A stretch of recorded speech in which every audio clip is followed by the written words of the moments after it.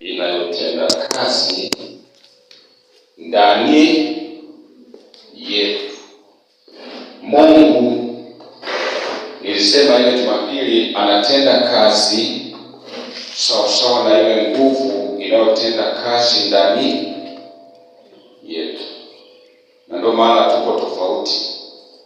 Kuna wengine kwao yanatendeka mambo makubwa sana, na kuna wengine kwao hata yale madogo hayawezi kutendeka.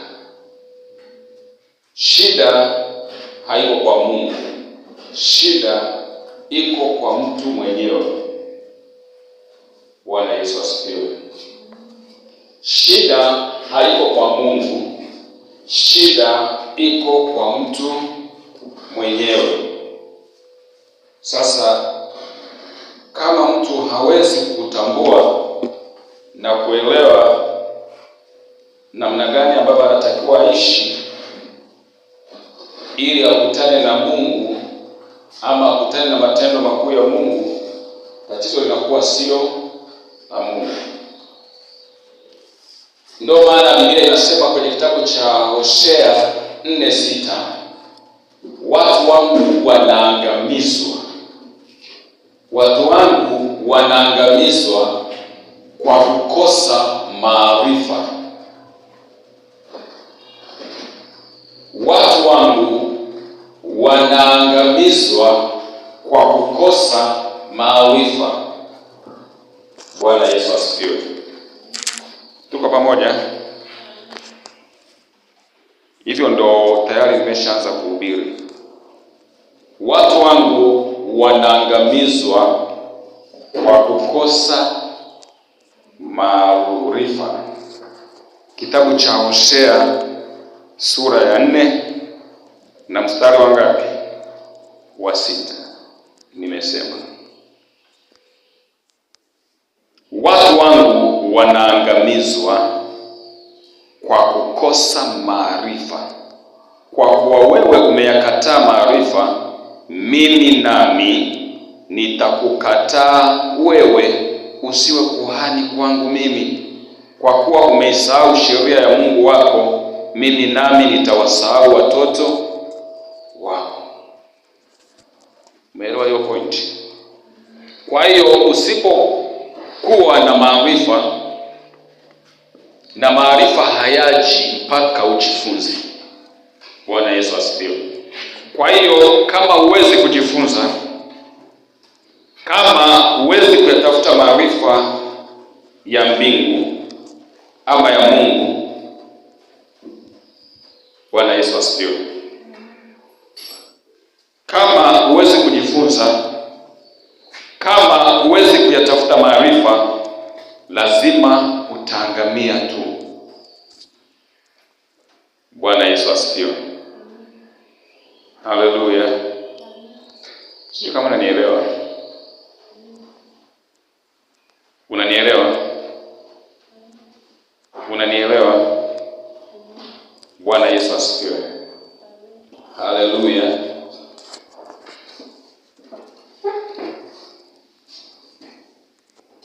Haleluya. Kuna mstari mmoja hapa na utakuta tena.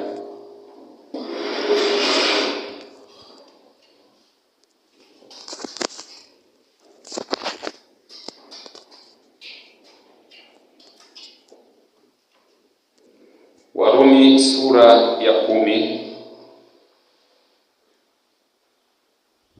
Warumi sura ya 10 mstari wa kwanza tusome mpaka wa 2 au 3. Ndugu zangu, nitakayo sana moyoni mwangu na dua yangu nimwombayo Mungu ni kwa ajili yao, ili waokolewe. Kwa maana nawashuhudia kwamba wanajuhudi kwa ajili ya Mungu, lakini si katika maarifa. Kwa maana wakiwa hawaijui haki ya Mungu na wakitaka kuidhibitisha haki yao wenyewe, hawakujitia chini ya haki ya Mungu. Kwa maana Kristo ni mwisho wa sheria, ili kila aaminie ahesabiwe haki. Bwana Yesu asifiwe. Huyu Paulo anaongea kwa habari habari ya watu ambao wana juhudi za kumtafuta Mungu. Bwana Yesu asifiwe. Unanielewa hivi?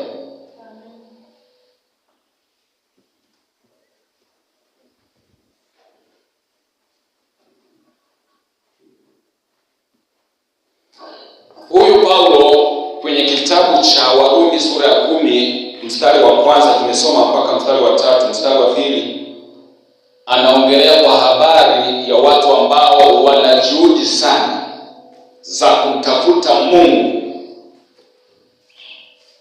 Wanatumia nguvu kubwa sana kwa kumtafuta Mungu. Pengine wanaomba na kufunga, lakini hawana maarifa ya kumtafuta Mungu. Bwana Yesu asifiwe. Si kama unanielewa? Paulo anasema ninawaombea kwa sababu ninawashuhudia, natamani waokolewe kwa sababu nimeshuhudia wana bidii sana ya kumtafuta Mungu, lakini sio katika maarifa. Na ndio maana watumishi wa Mungu tunapambana asubuhi, mchana, jioni, usiku ili tukawafundishe watu maarifa ya kimungu. Bwana Yesu asifiwe. Maana unaweza ukamtafuta Mungu miaka nenda rudi, unaweza ukapambana sana miaka nenda rudi, lakini kama huna maarifa ya kumtafuta Mungu utaishia kuangamia. Na ndio maana Hosea anasemaje, watu wangu wanaangamia kwa kukosa, wanaangamizwa kwa kukosa maarifa. Mungu mwenyewe anasema watu wote wanaona wanaangamia ni kwa sababu hawana maarifa. Bwana Yesu asifiwe. Anaua mtu ni kwa sababu hana maarifa yoyote. Anateseka mtu katika mazingira anayoteseka ni kwa sababu hana maarifa yoyote. Bwana Yesu asifiwe. Anaishi kama anavyoishi yeye, anavyojiona anaishi, lakini ni kwa sababu hana maarifa. Kwa anaendelea kwenye mateso kwa sababu maarifa yake ni kidogo kuhusu mateso anayoteseka na kusudi la Mungu juu yake. Bwana Yesu asifiwe. Ndio maana utasoma kitabu cha Danieli. Danieli anasema wakati walipokaa katika utumwa Babeli, Biblia inasema Danieli anashuhudia, anasema mimi mwenyewe kwa kuvisoma vitabu. Bwana Yesu asifiwe. Kwa kuvisoma vitabu ndipo nilipogundua ya kwamba miaka yetu ya kukaa utumwa tayari imeisha. Bwana Yesu asifiwe. Kwa sababu alipekua, alijifunza, alitafuta, akagundua ya kwamba miaka yao ya kukaa kwenye utumwa ilikuwa ni miaka 70 na imeisha, kwa tuondoke. Bwana Yesu asifiwe. Sasa mtu yoyote ambaye hataki kutafuta maarifa ya Mungu, hataki kujifunza neno la Mungu, hataki kusoma Biblia, hataki kufundishwa, ndio yule mtu ambaye akiishi maisha hata kama ya mateso yeye anafurahi, anasema mpango wa Mungu tu, ipo siku tu nitatoka. Bwana Yesu asifiwe. Kumbe yawezekana Mungu alishamwandikia kutoka, lakini kwa sababu hajajua ameandikiwa kutoka Bwana Yesu asifiwe. Kwa sababu hajajua kwamba ameandikiwa kutoka, anaendelea kuishi tu kwenye mateso. Tunaelewana? Unanipata? Lakini Bwana Yesu asifiwe. Mimi Danieli kwa kuvisoma vitabu, Bwana Yesu asifiwe. Jamaa alikuwa amesoma, amepekua, kama vile ambavyo unaweza ukachukua Biblia yako ukaisoma kuanzia mwanzo kwenda mpaka Ufunuo, ukairudia na kuirudia, na ukagundua kumbe. Bwana Yesu asifiwe. Haleluya. Sasa Danieli anashuhudia, alipoanza kusoma ndipo alipogundua ya kwamba hawakutakiwa kuendelea kuishi katika mateso, hawakutakiwa kuendelea kuwa watumwa sehemu alikokuwa, ili wapasa waondoke. Bwana Yesu asifiwe. Haleluya. Sasa leo nina somo fupi. Nahitaji nitumie kama dakika 10 tu. Bwana Yesu asifiwe. Dakika kama 10. Somo langu linasema mwaka huu 2022 ni mwaka wa kupanuka, yani ama mwaka wa kuongezeka.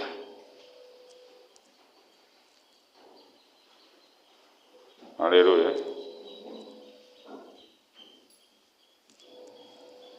Ni mwaka wa kuongezeka. Bwana Yesu asifiwe. Je, unahitaji kuongezeka mwaka huu? Je, unahitaji kupanuka mwaka huu? Je, unahitaji biashara yako iongezeke? Je, unahitaji huduma yako ipanuke? Je, unahitaji maisha yako yabadilike? Je, unahitaji ndoa yako ipanuke? Bwana Yesu asifiwe. Je, unahitaji watoto wako waongezeke? Unahitaji biashara yako ipanuke? Unahitaji mashamba yako yapanuke na kuongezeka? Nini unachohitaji mwaka huu ili Mungu atende kwako? Bwana Yesu asifiwe. Mwaka huu 2022 ni mwaka wa kupanuka ama ni mwaka wa kuongezeka. Bwana Yesu asifiwe. Kama mwaka jana ulikuwa ni mwaka wa nadharia, huu mwaka ambao tumeuanza jana utakuwa ni mwaka wa vitendo na sio nadharia tena. Itakuwa ni mwaka wa kudhihirisha matendo makuu ya Mungu katika maisha yako. Bwana Yesu asifiwe. Haleluya. Tunatembea na kitabu cha Mwanzo 1:28. Mwaka jana nakumbuka nilikuwa nafundisha vitu vinavyoitwa uumbaji na kusudi lake. Uumbaji na kusudi lake. Niliwaambia namna ambavyo Mungu alimuumba mtu kwa namna ya tofauti na namna ya pekee. Lakini pia alivyomuumba mtu kwa sura na kwa mfano wake. Na akasema, nenda mkazae, mkaongezeke, mkaijaze nchi na kuitiisha, mkatawale samaki wa majini, ndege wa angani, kila kiumbe kitambaacho na kiendacho juu ya nchi. Bwana Yesu asifiwe. Akampa mtu uwezo wa kufanya kwa kuamua mwenyewe. Bwana Yesu asifiwe. Akampa mtu uwezo wa kutawala. Akampa mtu uwezo wa kumiliki. Akampa mtu kuamua kufanya ama kuamua kutokufanya. Hayo yote aliyaweka ndani ya uwezo wa mtu. Aliyaweka ndani ya mikono ya mtu. Kwa hiyo mwanadamu maisha anayoishi ni maamuzi yake mwenyewe. Bwana Yesu asifiwe. Hivi unavyoishi ndivyo ulivyoamua kuishi mwenyewe. Hivi unavyovaa ndivyo ulivyoamua kuvaa mwenyewe. Wala Mungu asubuhi alikwambia vaa nguo nyeusi ama nyeupe. Bwana Yesu asifiwe. Ama uvae kitambaa, ama vaa t-shirt, ama uvae viatu vya kufunika au viatu vilivyofunuliwa, umeamua mwenyewe. Na wala Mungu hajaingia kati kukwambia umekosea kuvaa. Au asubuhi alikwambia umekosea.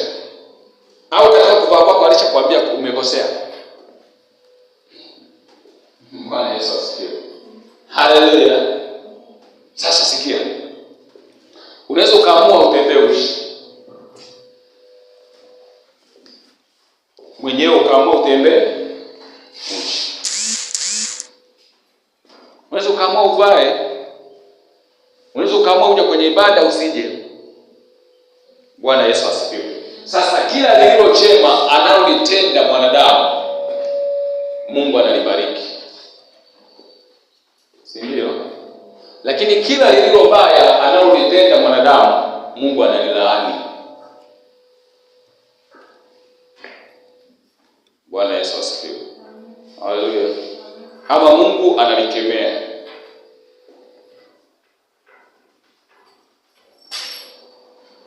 Bwana Yesu asifiwe.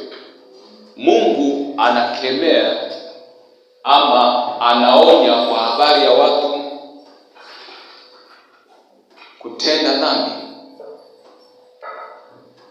Maana yake anashauri kwa habari ya watu kutenda yaliyo mema.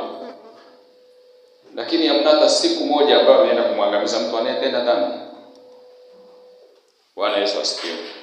Kwa ameamua kutenda huyo, lakini Mungu haide kumwangamiza. Japokuwa anaonya na anakemea usitende dhambi. Sasa mstari wetu unasema Mungu akawabarikia. Mungu akawaambia, zaeni mkaongezeke, mkaijaze nchi na kuitiisha, mkatawale samaki wa baharini na ndege wa angani na kila kiumbe chenye uhai kiendacho juu ya nchi. Bwana Yesu asifiwe. Mungu akawabarikia. Mungu akawaambia, zaeni mkaongezeke, mkaijaze nchi na kuitiisha, mkatawale samaki wa baharini na ndege wa angani na kila kiumbe chenye uhai kiendacho juu ya nchi. Bwana Yesu asifiwe. Haleluya. Nimefundisha haya mambo mwaka uliopita. Nimefundisha sana habari ya uumbaji. Na hii leo bado naendelea kufundisha juu ya habari ya uumbaji. Lakini nimekuja na kichwa cha ujumbe mwaka huu unatakiwa ukiweke ndani ya moyo wako vizuri, kwamba mwaka huu ni mwaka wa kwako wewe kuongezeka. Bwana Yesu asifiwe. Mimi nimeshajisemea ndani yangu kwamba mimi mwaka huu ni mwaka wa mimi kuongezeka. Ni mwaka wa mimi kutoboa. Ni mwaka wa mimi kupasua. Ni mwaka wa mimi kuvunja. Bwana Yesu asifiwe. Ni mwaka wa kwangu kuishi maisha tofauti na yale ambayo nimeyaishi mwaka jana. Na ndio maana huu unaitwa mwaka mpya.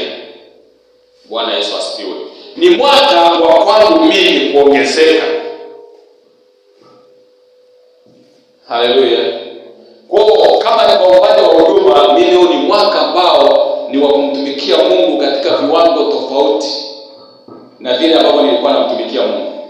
Kama ni kwa habari ya kusoma Biblia, huu ni mwaka ambao nimeweka nitasoma Biblia na kujifunza neno la Mungu kwa viwango tofauti. Bwana Yesu asifiwe. Kama ni kusoma vitabu, huu ni mwaka ambao nitasoma sana na kuyatafuta maarifa sana.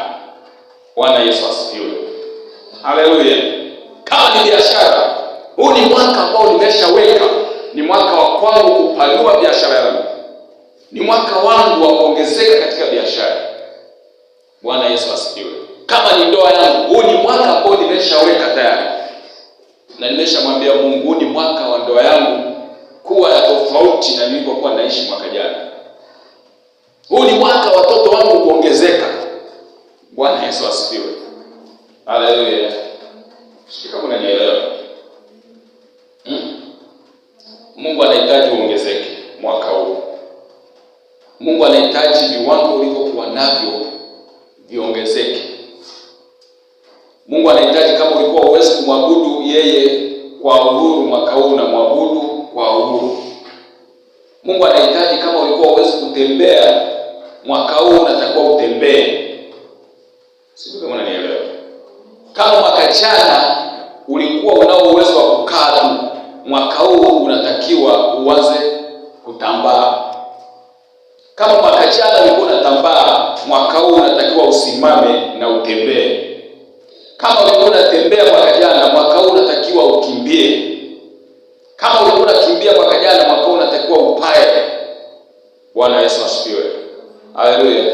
Huu ni mwaka wa kuongezeka. Naomba niweke moyoni mwako hili neno. Huu ni mwaka ambao Mungu amekwisha kubariki, lazima uongezeke. Yale ambayo niliyafundisha mwaka jana nikakuelekeza, kama hujashika na ukayaweka ndani ya moyo wako, huu ni mwaka ambao yanatakiwa yaanze kuonekana. Bwana Yesu asifiwe. Huu ni mwaka ambao unatakiwa uanze kuyaona katika maisha yako. Huu ni mwaka ambao unatakiwa uanze kuziona baraka zako na uzishike katika mkono wako. Bwana Yesu asifiwe. Haleluya. Huu ni mwaka, sio mwaka tena wa kusubiria ndoto zako zitimie. Huu ni mwaka wa kuzifuata ndoto zako mahali zilipo na kuzifanya zitimie. Bwana Yesu asifiwe. Huu ni mwaka wa mashamba yako yazae kwa wingi na uvune. Huu ni mwaka unatakiwa uwe na afya njema. Huu ni mwaka ambao unatakiwa uishinde dhambi iliyokwenda kung'ang'ania. Bwana Yesu asifiwe. Na huu ni mwaka wa matumbo ya watu ambao walikuwa washiki mimba na kuzaa. Ni mwaka wa kuzaa mwaka huu. Bwana Yesu asifiwe. Haleluya. Watu nilikuwa nawaambia, panua mahali pa hema pako. Yaani nenda kapanue hema lako. Nenda kapanue mahali unapoishi. Nenda kapanue biashara yako. Nenda kapanue mashamba yako. Kwa maana utaenda kuongezeka. Unaweza ukashangaa unakosa mahali pa kutunza baraka zako. Bwana Yesu asifiwe. Haleluya. Neno la Isaya 54:2 nasema, Isaya 54:2 anasema, panua mahali pa hema yako na wayatandaze mapazia ya maskani yako. Usiwakataze, ongeza urefu wa kamba zako, vikaze vigingi vya hema yako. Umesikia hapo? Nenda kapanue mahali pa hema yako. Bwana Yesu asifiwe. Na wayatandaze mapazia ya maskani yako. Tandaza mapazia ya maskani yako. Tengeneza mahali pako pawe imara. Usiwakataze, fanya hivyo. Ongeza na urefu wa kamba zako na vikaze vigingi vya hema. Bwana Yesu asifiwe. Mwaka wa kupaa, mwaka wa kuongezeka. Sawa? Mwaka wa kufanyaje? Mwaka wa kufanyaje? Mwaka wa kufanyaje? Huu ni mwaka wa kuongezeka. Huu ni mwaka wa au utaki? Kama utaki, mimi nataka kuongezeka. Sawa? Mimi nataka kuongezeka. Mimi nataka kuongezeka. Bwana Yesu asifiwe. Haleluya, watu wa Mungu. Mimi nahitaji kuongezeka na ninahitaji kupanua mahali pa hema yangu. Unanielewa? Ninahitaji kupanua nyumba yangu.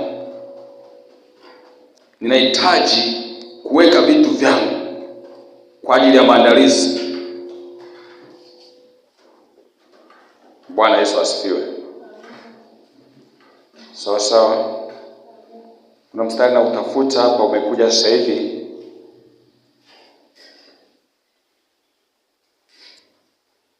Haleluya. Huu mstari unasema hivi. Kuna mama mmoja wakati wa nabii Elisha, kama sijakosea, yule mama mjane alikuwa ni mama mjane. Bwana Yesu asifiwe. Yule mama alikuwa ni mama mjane, alikuwa anadaiwa.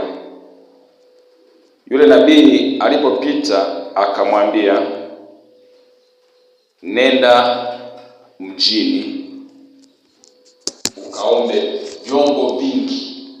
Tena kusema ukaombe, akisema nenda katake vyombo. vya kutosha, maana ndani mwake alikuwa na chupa moja ya mafuta. Akamwambia baada ya kutaka vile vyombo, yaani taka vyombo vingi, waambie watoto wako waende wakusanye. Watakapokusanya vile vyombo ama vifaa, iwe ni madumu, iwe sufuria, ndoo, vyovyote vile vyombo, ingia ndani, alafu chukua ile chupa ya mafuta, anza kumimina kwenye vyombo. Bwana Yesu asifiwe. Kila chombo mimina mafuta kijai, mimina, unajaza. Bwana Yesu asifiwe. Na vikisha jaa, nenda kauze ukalipe hiyo deni. Kwa mama akafanya vile kama nabii alivyomwambia. Akaenda akataka vyombo vya kutosha, akaja navyo ndani, akajifungia chumbani. Alipojifungia akaanza kuchukua ile chupa ya mafuta aliyokuwa nayo, chupa tu ndogo, anamimina kwenye vyombo. Vyombo vyote alivyokuwa navyo vikajaa. Baada ya kujaa, chupa ya mafuta ikaisha. Bwana Yesu asifiwe. Akaenda kuuza vile vyombo. Baada ya kuuza ile mafuta aliyomimina kwenye vile vyombo, akaenda kulipa lile deni alikuwa anafanyaje? Anadai. Bwana Yesu asifiwe. Jina nielewa.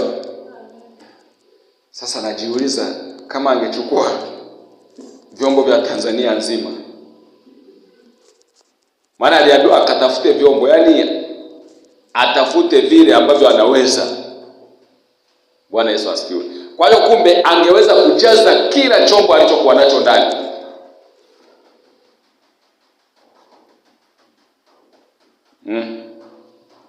Unanielewa? Unanipata lakini?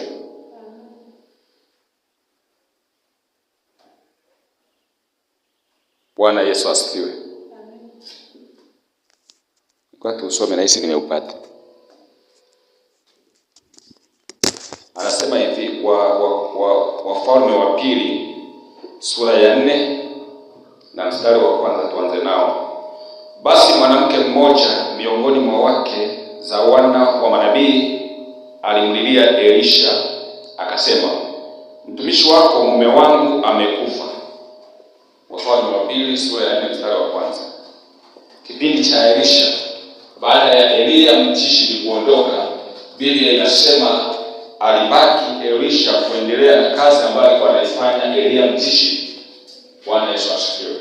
Sasa anasema hivi, basi mwanamke mmoja miongoni mwa wake za wana wa manabii alimlilia Elisha akasema, mtumishi wako mume wangu amekufa, nawe unajua ya kuwa mtumishi wako alikuwa mcha Bwana, na aliyemwia amekuja ili ajitwalie wana wangu wawili kuwa watumwa. Elisha akamwambia, nikufanyie nini? Niambie, una kitu gani nyumbani? Akasema, mimi mjakazi wako sina kitu nyumbani ila chupa ya mafuta. Akasema, nenda ukatake vyombo huko nje kwa jirani zako wote, vyombo vitupu, wala usitake vichache. Nenda katake vyombo. Yaani akumwambia nenda kaombe, nenda katake vyombo ambazo ni vitupu kwa majirani zako, na usitake vichache. Yaani taka vyombo, beba vyombo vingi uwezavyo. Huyu mama kumbuka ana chupa moja tu ya mafuta ndani. Sasa Biblia ielezea ilikuwa ni chupa kiasi gani? Pengine nusu lita ama lita moja, uweze ukajua. Bwana Yesu asifiwe. Naye anasema mume wake alikuwa anadaiwa kipindi cha uhai wake. Sasa anayemdai amekuja, anataka awabebe watoto wake wawili awapeleke kwa watumwa wake, kwa sababu mama hana uwezo wa kumlipa. Sasa anamwambia Elisha, unajua mume wangu amekufa, nawe unajua alivyokuwa mcha Mungu, nami ameacha deni ambalo anadaiwa, na yule anayemdai amekuja awabebe watoto wangu awapeleke kwa watumwa wake.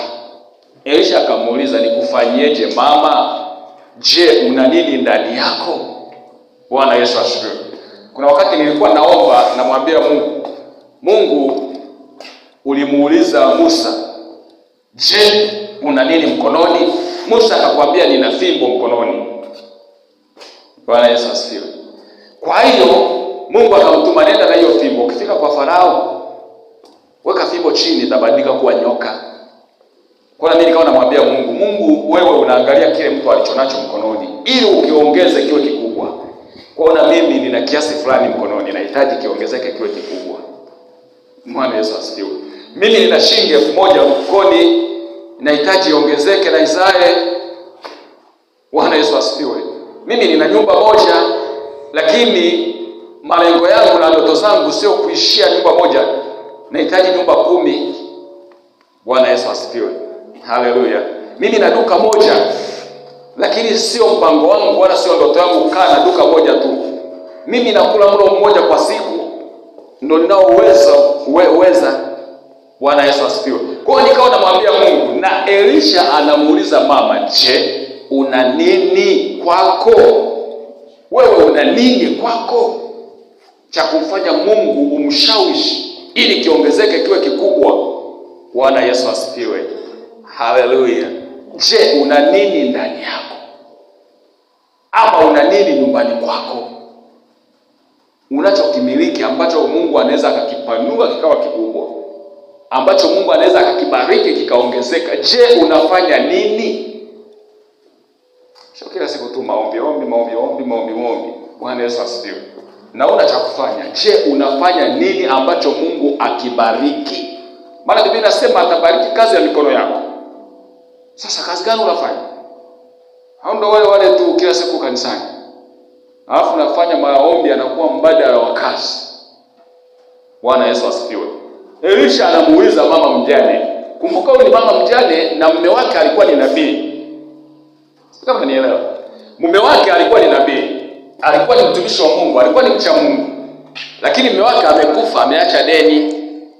Kama vile wewe mume wako anaweza akafa akaacha deni, na watoto wako wanatakiwa wapelekwe na yule anayemdai ili wawe watumwa kwake, na ndio watoto ulionao wawili tu.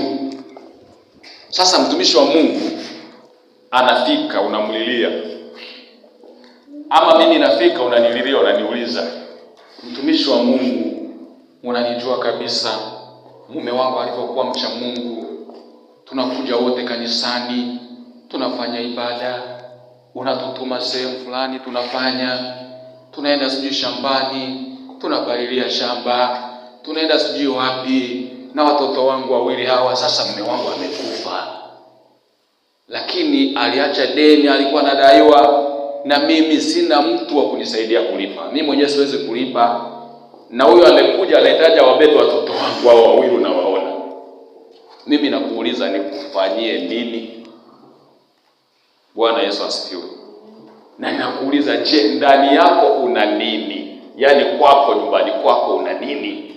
Ama una nini ulichonacho? Unaniambia nimelima mwaka huu, nina shamba eka 5. Bwana Yesu asifiwe. Umeelewa? Alafu nakutabiria, nakwambia hilo shamba ulionalo eka 5, kila zao ndani yake halitaharibika. Kwa hiyo utavuna vizuri, lakini pia mwaka huu msimu wa mavuno bei itapanda. Bwana Yesu asifiwe. Bei ya mahindi yako utauza kwa bei kubwa sana. Na mambo ya Mungu bwana. Unaweza ukashangaa wewe unavuna, alafu unakuja unauza haraka. Unamaliza kuuza, alafu wanaokuja kuuza nyumba yako wanauza kwa bei imeshashuka tena. Bwana Yesu asifiwe. Sasa yeye akamwambia, nenda kwa majirani yako ukatake vyombo vitupu na usitake vichache. Usitake vichache. Kisha uingie ndani ukajifungie mlango, wewe na wanao, ukavimiminie mafuta vyombo vile vyote, navyo vilivyojaa ukavitenge. Umeelewa? Baada ya kutaka vile vyombo kwa majirani zako, maana alijua Elisha kwamba muujiza ambao Mungu anaenda kumfanya kwa neno lake ni mkubwa sana. Vyombo alivyonavyo ndani visingetosha. Na ndio maana hapa nakwambiaje, huu ni mwaka wa kupanuka na kuongezeka. Kwa hiyo kama unahitaji kupokea na kuongezeka, unatakiwa kuanza sasa bidii ya kuongeza na kupanua hema yako. Kama nyumba yako ilikuwa imelegea legea inakaribia na kuanguka, unatakiwa sasa hivi kwenda kuikaza vigingi vyake. Unatakiwa kwenda kujenga vizuri, nyumba iwe imara, maana utakosa sehemu ya kutunza na wezi watakushambulia, watakuibia. Bwana Yesu asifiwe. Akamwambia katake vyombo, maana vyombo ulivyo ni vichache, haviwezi kutosha kwa mafuta ambayo utakwenda kuyapata baadaye, pamoja na kwamba una chupa moja. Nenda katake vyombo vitu. Ukishamaliza kuvitaka vile vyombo, hebu njoo navyo, ingia wewe na wanao chumbani, mkajifungie, mkaanze kumimina mafuta kwenye vile vyombo, na vilivyojaa mkavitenge. Umeelewa? Mkavitenge. Basi akamwacha, akajifungia mlango, yeye na wanawe. Hao wakamletea vile vyombo, na yeye akamimina. Ikawa vilipokwisha kujaa vile vyombo, hebu sikia kitu cha ajabu. Ikawa vilipokwisha kujaa vile vyombo, akamwambia mwanawe, niletee tena chombo. Niletee tena chombo. Sasa mwanae ndo akimbia aende kwa jirani, tunaomba chombo tena, tunaomba chombo. Unasikia? Niletee tena chombo. Akamwambia hakuna tena chombo. Umeelewa? Akamwambia hakuna tena. Anamwambia niletee chombo kwa sababu hivi ulivyolipa vimejaa. Sio mtoto anakuwa anabeba kimoja na hapa. Kwa mama anakazana kumwaga. Hichi hapa anamwaga, hichi hapa anamwaga, hiki hapa anamwaga. Baadaye vimejaa, niletee chombo tena. Huyu mwanae akamwambia hakuna chombo tena. Wapi tena? Hakuna tena chombo. Mafuta yakakoma. Mafuta yakafanyaje? Mafuta yakafanyaje? Sasa baraka za Mungu ambazo unatakiwa kuzipokea wewe, unatakiwa uwe na maandalizi ya kutosha na sehemu ya kupokea. Umepanda sana, unataka uvune sana, lakini hujatenga gara, sehemu ya kutunza mazao utakayovuna. Unafikiri utavuna? Unatakiwa uvune sawa sawa na sehemu ulipotenga. Maana nakwambia panua mahali pa hema yako. Bwana Yesu asifiwe. Anasema ndipo akaja akamwambia yule mtu wa Mungu, naye akasema, enenda ukayauze mafuta haya, uilipe deni yako, nayo yaliyosalia uyatumie wewe na watoto wako.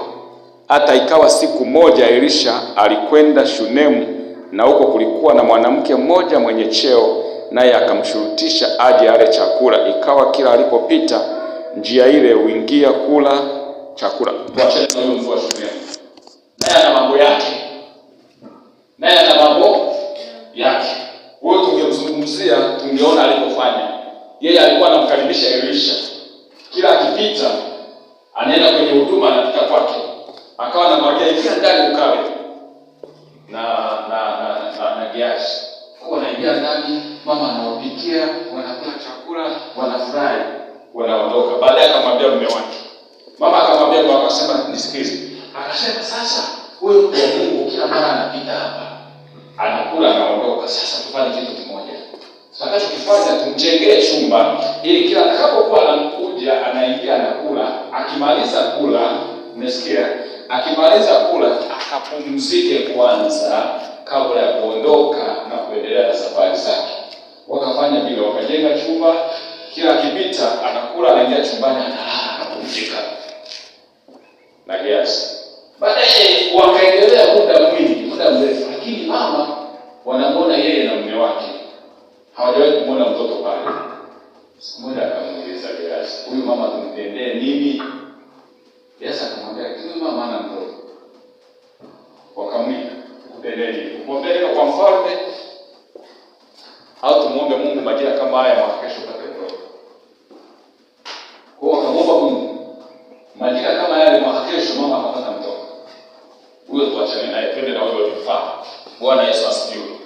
Baraka zako ambazo unatakiwa uzipokee inategemea na maandalizi uliyofanya wewe mwenyewe kwa ajili ya kupokea vile vitu. Bwana Yesu asifiwe. Kuna viwango vingine Mungu hakupeleki mpaka wewe umejiandaa, kama vile jana mchungaji alivyokuwa anasema. Wewe unaomba, lakini lakini una viwango vya kumiliki kile kitu ambacho unakiomba kutoka kwa Mungu. Bwana Yesu asifiwe. Sasa wewe umepanda shamba lako, umepanda na unahitaji uvune magunia 100. Wakati una hata sehemu ya kuyatunza. Sio kuyatunza tu, wewe mwenyewe huwezi kuyavuna. Wewe utatakiwa uvune sawa sawa na ambavyo unatakiwa utunze. Bwana Yesu asifiwe. Nami nakwambia mwaka huu anua mahali pa hema pako. Bwana Yesu asifiwe. Panua mahali pa hema yako na wayatandaze mapazia ya maskani yako, usiwakataze. Ongeza urefu wa kamba zako, vikaze vikingi vya hema yako. Unapotoka hapa nenda kaandae. Unahitaji kumiliki simu, unanunua na rangi kabisa, unakuwa nao mfukoni.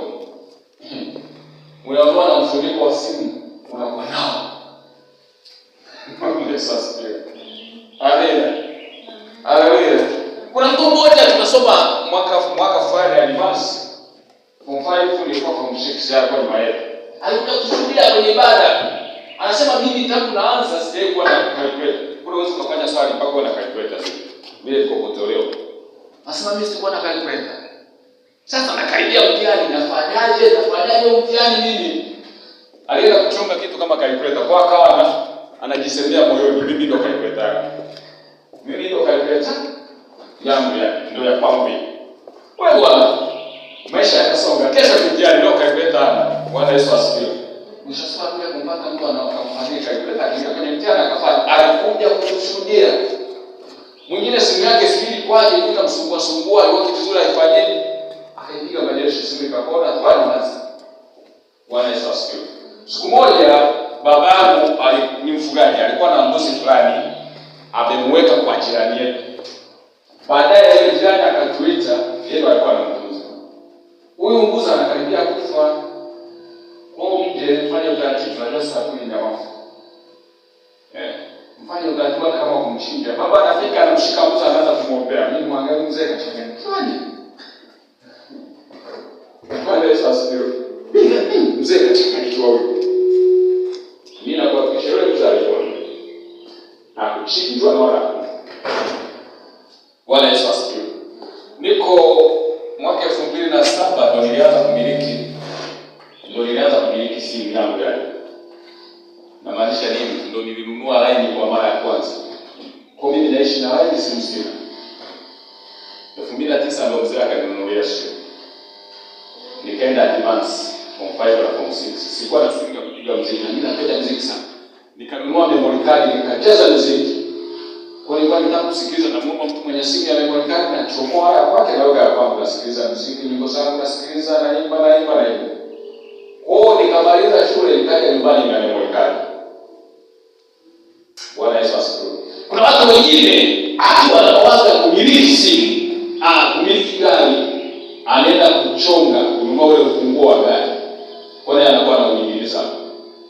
Bwana Yesu asifiwe. Kuna watu wengine anaingia kwenye mtandao, anaangalia magari, anachagua gari analolipenda. Ana download ile picha yake, anaenda na print hapa anaweka chumbani kwake. Kwa kila siku akiamka hii ndio gari langu. Hii ndio gari langu hili. Bwana Yesu asifiwe.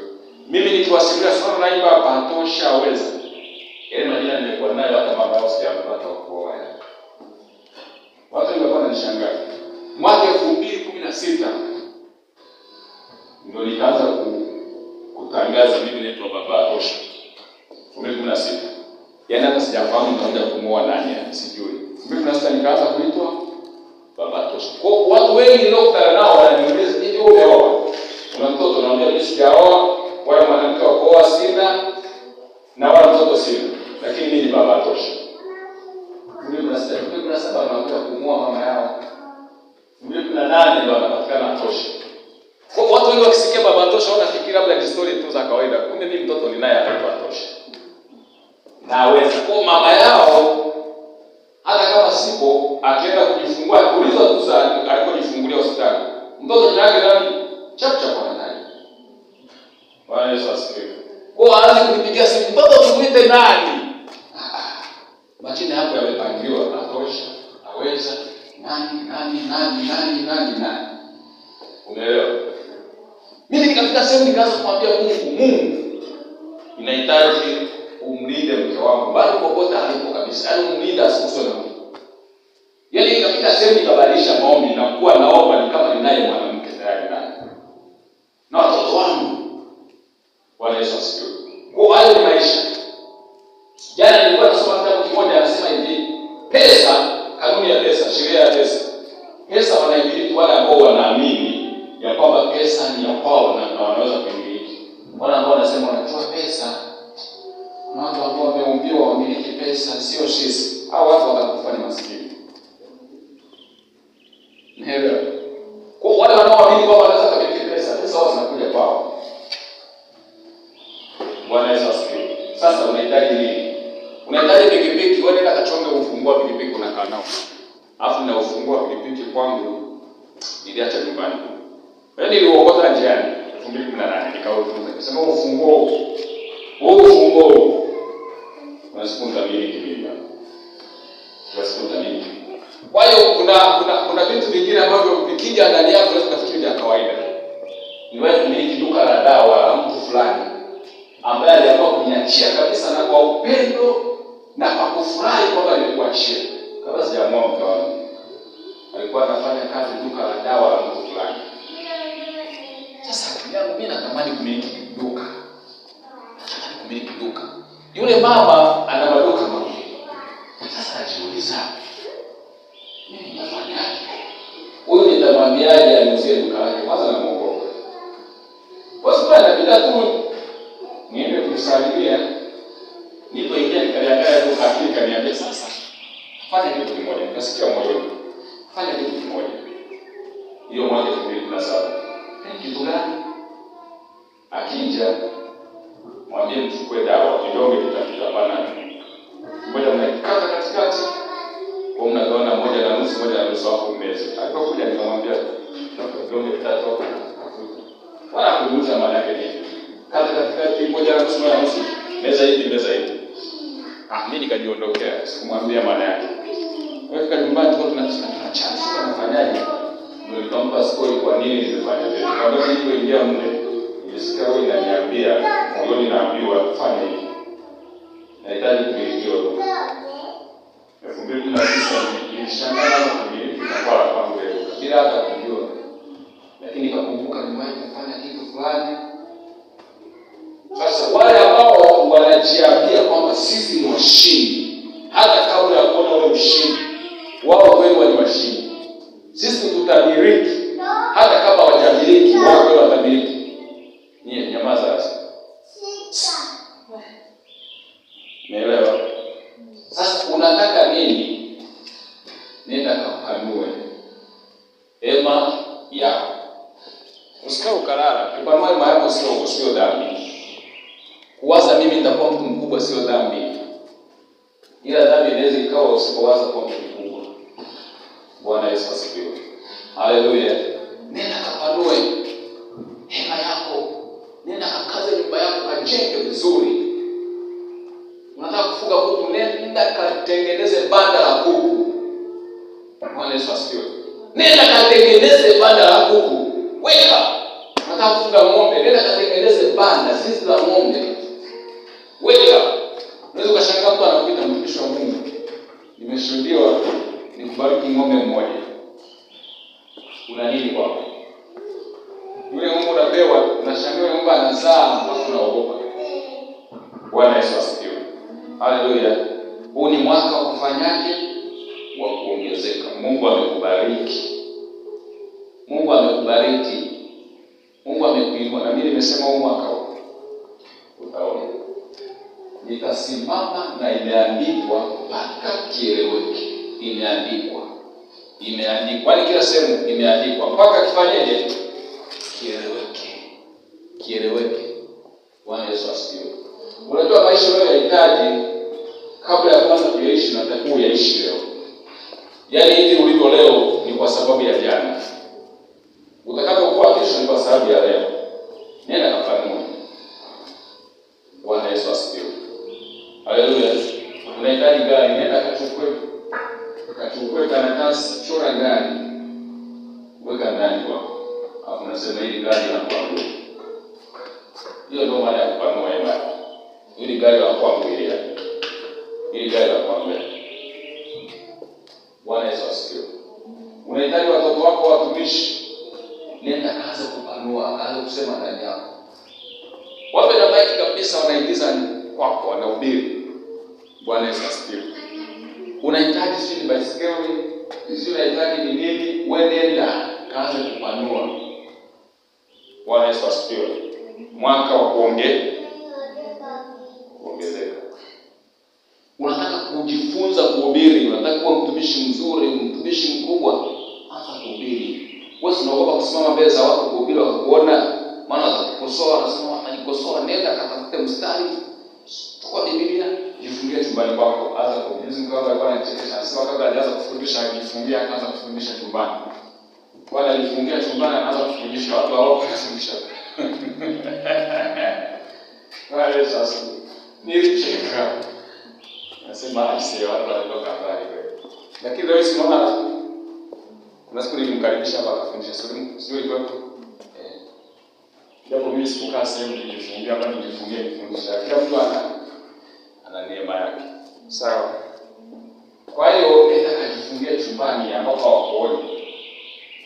Kuona jifungia unaanza kuhubiri. Njoo kwa Yesu, watu wote Yesu anawapenda. Mimi nasema usipookoka. Kuna time unafanya mazoezi. Unajifanyia rehearsal, tunasema fanya mazoezi. Mwisho wa siku ukitoka kule utalipuka kama risasi na bomu. Bwana Yesu asifiwe. Kile unachokitaka anza kufanya leo. Unapotaka kuanza kuishi unapotaka kuwa baadaye. Bwana Yesu asifiwe. Chini kwambie. Hebu ndio nisome hapa maneno. Mungu akawabarikia. Mungu akawaambia zaeni. Sasa zaeni unaweza ukaamua usizae, kama Mungu atakwambia uzae. Ninapoongea kuzaa simaanishi kuzaa watoto tu. Kuzaa maana yake kuzaa katika kila kitu. Bwana Yesu asifiwe. Katika utumishi zaa. Katika biashara yako izae. Mashamba yako yazae. Kazi yako izae. Asema zaeni mkaongezeke. Mkaijaze nchi na kuitisha. Kwani watu ambao wajaze nchi Mungu alishayokuona na waue. Wacha kuwaua. Na kuitisha. Mkatawale samaki wa baharini na ndege wa angani na kila kiumbe chenye uhai kiendacho juu ya nchi. Lakini usisahau kupanua mahali pa hema yako. Nenda kapanue. Bwana Yesu asifiwe. Nenda kapanue. Nenda kaongeze biashara yako. Mungu atakuletea wateja. Nenda kafanye 1, 2, 3. Lakini pia tunaona mfano mzuri wa mama huyu mjane ambaye alikuwa anadaiwa, mume wake kaacha deni kubwa. Sasa analipaje? Mtumishi wa Mungu anamuuliza, una nini wewe kwako? Nina chupa tu ya mafuta, sina kingine zaidi ya hicho. Chupa ya mafuta ni mtaji. Una nini mfukoni mwako? Mimi na shilingi 1000. 1000 ni mtaji. Bwana Yesu asifiwe. Shilingi 1000 ni mtaji. Mungu anaweza akafanya mambo makubwa sana kwa shilingi 1000 ulionayo. Ni mtaji. Chupa ya mafuta basi cha kufanya nenda katake vyombo vingi kwa majirani zako. Ukija na watoto wako jifungie ndani, anza kumimina vyombo, kikijaa unafunga, unafunika. Mimina. Kwa vile walivyo vitaka sisi vilikuwa vyombo vingapi? Kile cha mwisho kilipojaa ile chupa ya mafuta yakaisha. Wala vile mama alifikia. Ningebeba vyombo 800. Kika chupa ikakata, akamwambia nenda kauze. Ukishauza alipe deni wao daiwa na mwingine atakobaki ayatumie wewe mwenyewe. Bwana Yesu asifiwe. Mungu atabariki kazi ya mikono yako. Usipofanya Mungu afanye. Mwaka huu mimi nimeamua kufanya. Na kuna kanuni moja ya akili ya mwanadamu ama ubongo wa mwanadamu. Kuliko kusema nitafanya, ni bora itokee tu ufanye. Kwa sababu unapokaa ukawa unasema nitafanya, huwa ubongo unaichukulia kawaida kwamba wewe umeshafanya. Kwa hata ile nguvu ya kufanya inapotea. Kwa unaposema nitafanya, amka ufanye. Ukichelewa kufanya, ubongo huwa unaitikia huyu mtu keshafanya. Kwa hata ile hamu ya kufanya inapotea. Bwana Yesu asifiwe. Umeamua kusoma, kasome, shika Biblia yako soma. Kuna mwaka ambao mimi niliamua 2019 ninaisoma Biblia kabla ya mwezi wa saba naimaliza. Na kweli nilisoma Biblia mwanzo mpaka Ufunuo kabla ya mwezi wa saba. Kuanzia mwezi wa kwanza nilianza tarehe 5. Nilisoma Biblia nikaimaliza. Biblia yote mstari kwa mstari, neno kwa neno, sura kwa sura, kuanzia mwanzo hiyo Biblia. Hapo mwaka nikatoka nikakutana na mtu mmoja anasema, ukisoma Biblia sana utakuwa kichaa. Ukamwambia kaombe wewe kweli kichaa. Mimi bwana nilisoma hapo na sijawa kichaa. Hana sasa. Unasoma unaimaliza. Mimi niliamua kusoma vitabu. Mwaka unahitaji nisome angalau vitabu yani kama vichache 100. Jana nimesoma kitabu kimoja nimekimaliza. Kilikuwa na kurasa 60. Nimekimaliza. Sasa nataka nisome kweli, nitasoma. Maana huu mwaka kama nikiumaliza huu. Kwa nini nasoma? Maana ninapanua wigo, ninapanua hema yangu. Ninapanua mahali pangu. Kwa hiyo nikimaliza huu mwaka nikasoma kweli vitabu vya kutosha, na maana mwaka kesho nitakuwa mimi tofauti na nilivyo leo. Kwa hiyo nitakuwa na uwezo mkubwa sana. Na unapokuwa umesoma, bali kuhakikishia unapokuwa umesoma, unapoona watu majasiri ambao wanaweza wakafanya kazi zao bila kuogopa, ni watu ambao wanasoma. Kwa sababu unaposoma unapata nguvu. Sio tu kuomba. Na mimi sikatazi kuomba. Lakini unaweza ukaomba bila kusoma. Na mwingine anaweza kusoma asiombe. Kwa hiyo atakuwa soma omba. Bwana Yesu asifiwe. Kwa watu wanaosoma ni watu ambao wanakuja kuwa majasiri sana. Kwa sababu unaposoma unagundua fulani alikuwa mfanya biashara. Alipofanya biashara alifilisika. Baada ya kufilisika akaja kuanza na moja. Mfano kuna mmoja alikuwa anatupa story yake. Aliwahi kumiliki mpaka bilioni 2.6. Bilioni 2.6 ni hela nyingi sana. Alafu akaja kuporomoka akabaki. Akaja kwenye zero. Kwenye zero yani. Sasa mwingine aliyemsimulia alikuja Dar. Huyo aliyekuja kwenye zero baadaye akaanza sasa upya. Sasa hivi mtu mkubwa. Mwingine aliyekuja kutoka nyumbani anakuja Dar kununua fuso milioni 25. Alifika Dar zikaibiwa zote milioni 25. Akarudi kwanza. Akanunua fuso la milioni 15. Nikapata ajali, nikaanguka, nikaharibika kutoa hata 100. Akaanza na mtaji wa mkopo wa milioni 2 benki. Sasa ni mkubwa sana. Unapokuwa unapitia ule uzoefu wa watu wengine ambao wamepita sehemu, unakuwa na ujasiri wa kuna nini nitafanya. Kumbe nini nitafanya.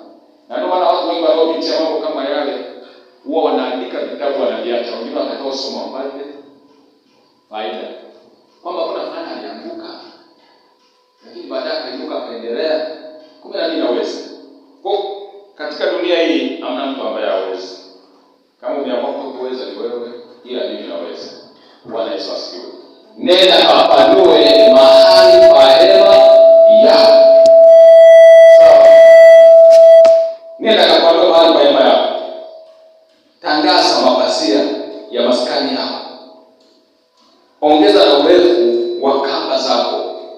Vikaze vikingi vya hema yako. Fanya, huu ni mwaka wa kuongezeka, ni mwaka wa kupanuka huu. Huu ni mwaka wa mafanikio makubwa sana. Huu ni mwaka, unajua shida inaanzia wapi? Pale tunapoanza kujiona sisi hatuwezi. Na maana mimi napambana na watu ambao wanasema sisi hatuwezi. Sisi ni vile. Wewe una chochote kweli, lakini unaweza. Bwana Yesu asifiwe. Nenda kapanue mahali pa hema yako. Hili ndio neno letu. Hili ndio neno mimi nitatembea nalo mwaka huu mpaka unaisha. Mwaka wa kupanuka ama mwaka wa kuongezeka. Huu ni mwaka wa kupanuka, mwaka wa kuongezeka. Mwaka wa kupanuka, mwaka wa kuongezeka. Mwaka wa kupanua mambo yako yawe makubwa sana. Sio kama unanielewa, Mungu ameshakubariki. Atukuzwe Mungu aliyetubariki baraka zote za rohoni katika Kristo Yesu kabla ya kuwekwa misingi ya dunia. Waefeso 1:3. Bwana Yesu asifiwe. Mungu ameshakubariki. Hayo ushindwe. Haleluya. Unahitaji nini? Nenda kaandike. Nenda kaandike. Mwaka unataka nijenge. Mwaka unataka nijenge nyumba ya kwangu. Mwaka huu nyumba ya kwangu sio. Nataka niwe na usafiri wa kwangu. Mwaka huu nahitaji nijitegemea, nisio ombaomba. Mwaka huu nahitaji niwe mhubiri mkubwa sana. Mwaka huu nahitaji niwe mwombaji sana. Mwaka huu nahitaji nisome Biblia sana. Mwaka huu nahitaji nimjue Mungu sana. Umeelewa? Mwaka huu nahitaji wachawi wasinitese tena. Mwaka huu magonjwa hamna. Kama mimi nilisema sitaki kuugua ugonjwa mpya. Bwana Yesu asifiwe. Nimekataa. Sitaki kuugua ugonjwa mpya. Ule nilionao niko na uondoa. Bwana Yesu asifiwe. Bora andika nahitaji.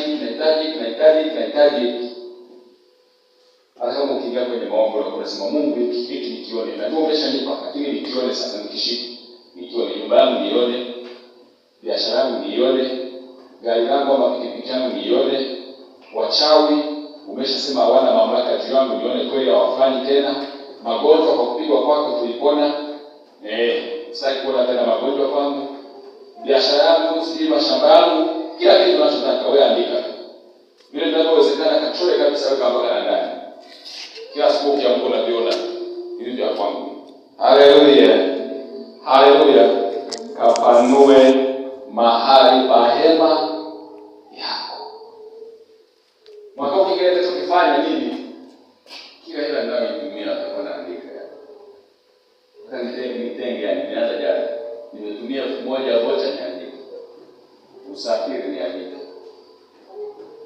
Nimekula niandike.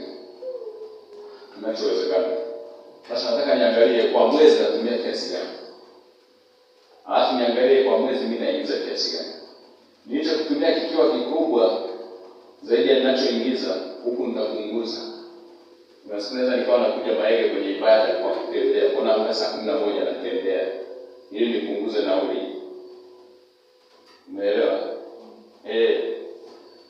Mwaka huu sina mpango wa kutumia fedha holela. Sina mpango wa kutumia fedha holela.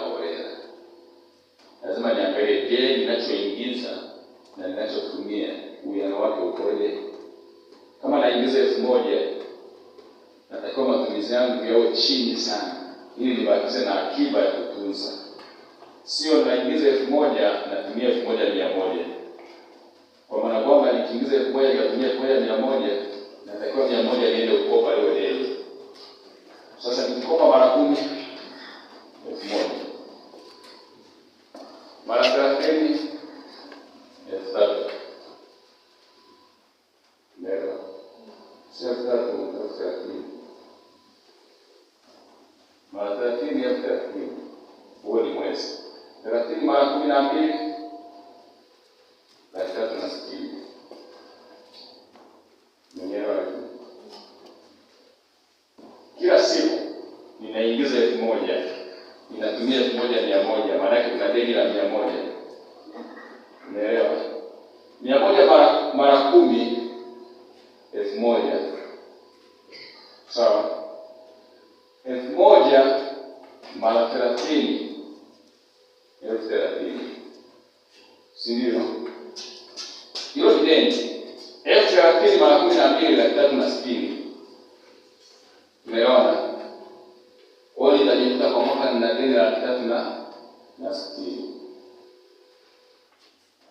360. Wakati huo mimi nimeingiza 1000 mara 30 ni laki ngapi? Laki 3, si ndio? 1000 mara 30. 1000 mara mara 30 nimekosea. Ina deni la 360. Sasa deni la 360 inaitwa. Kwa maana wewe kila siku utakuwa una hela. Kwa sababu unaingiza 1000 unadai 1000. Bwana Yesu asifiwe. Haleluya.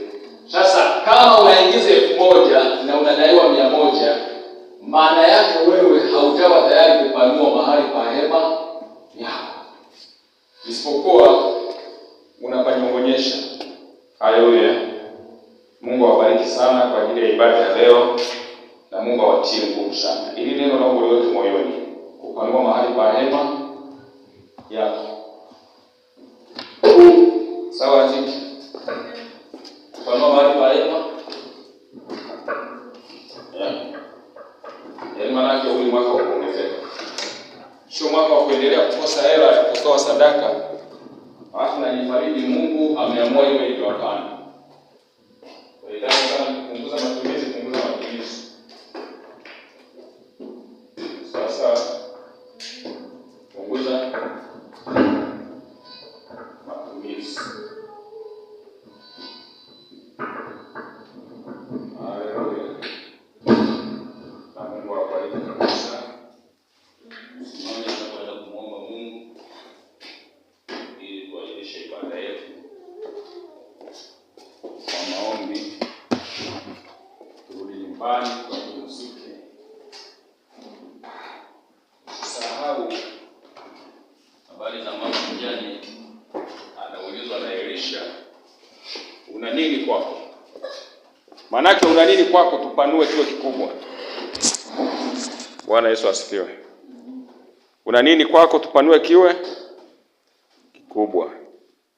Sasa una chochote, unafikiria nini?